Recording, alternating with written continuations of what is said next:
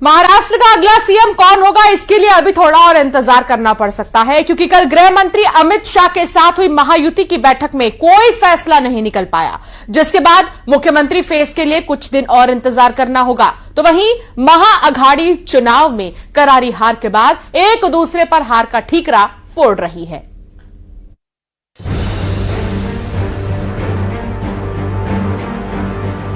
महाराष्ट्र का मुख्यमंत्री कौन होगा, इस पर अभी भी सस्पेंस बरकरार है।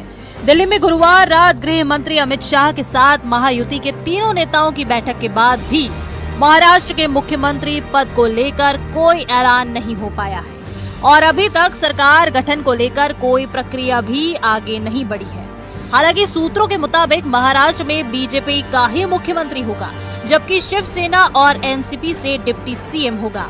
इसके साथ ही सूत्रों ने ये भी दावा किया है कि 2 दिसंबर को दिल्ली में एक बार फिर महायुति के नेताओं की बैठक होगी, जिसमें सरकार गठन पर आगे की चर्चा होगी और शपथ ग्रहण की तारीख फाइनल की जाएगी। सूत्रों के मुताबिक 5 दिसंबर को मुंबई के आजाद मैदान में शपथ ग्रहण समारोह हो सकता है, जिसमें सीएम और 2 डिप्टी सीएम के अलावा 18 मंत्रियों को शपथ दिलाई जाएगी। 10 मंत्री बीजेपी और 4 मंत्री शिवसेना और एनसीपी कोटे से होंगे। इस बीच मुंबई में आज होने वाली महायुति की बैठक रद्द हो गई है। सूत्रों का दावा है कि पहले बीजेपी विधायक दल की बैठक होगी और उसमें विधायक दल के नेता को चुना जाएगा। उसके बाद महायुति की संयुक्त बैठक होगी।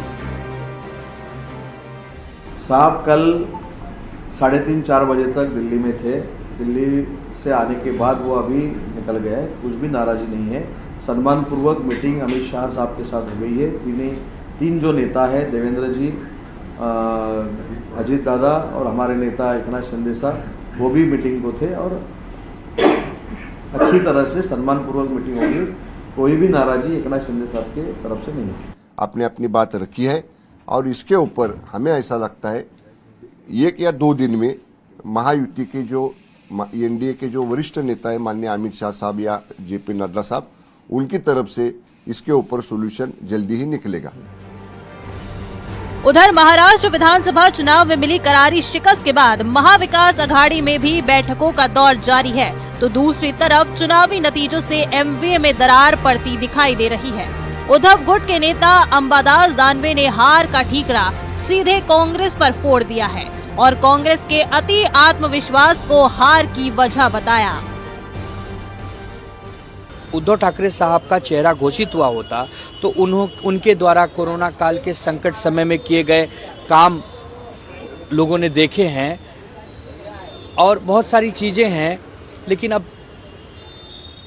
कांग्रेस को आत्मचिंतन करना चाहिए कि क्यों वो गलती कर बैठे, क्यों वो नहीं समझ पाए, क्यों वो चेहरा नहीं घोषित कर पाए। महाविनाश अघाड़ी के अंदर सिर्फ और सिर्फ आपसी कलह है। चुनाव के बाद ये गठबंधन टूट चुका है। ये राहुल गांधी की अपरिपक्वता दर्शाता है, जो 80 चुनाव में हार के बाद प्रिसाइसली 88 में वापस से हारे हैं। और महाराष्ट्र विधानसभा चुनाव के बाद भी महाराष्ट्र की राजनीति में थ्रिलर जारी है। महायुति बहुमत हासिल करने के बाद भी अभी तक सरकार का गठन नहीं कर पाई है, तो महाअघाड़ी में चुनाव में करारी हार के बाद दरार पड़ती नजर आ रही है। Bureau report, news 18।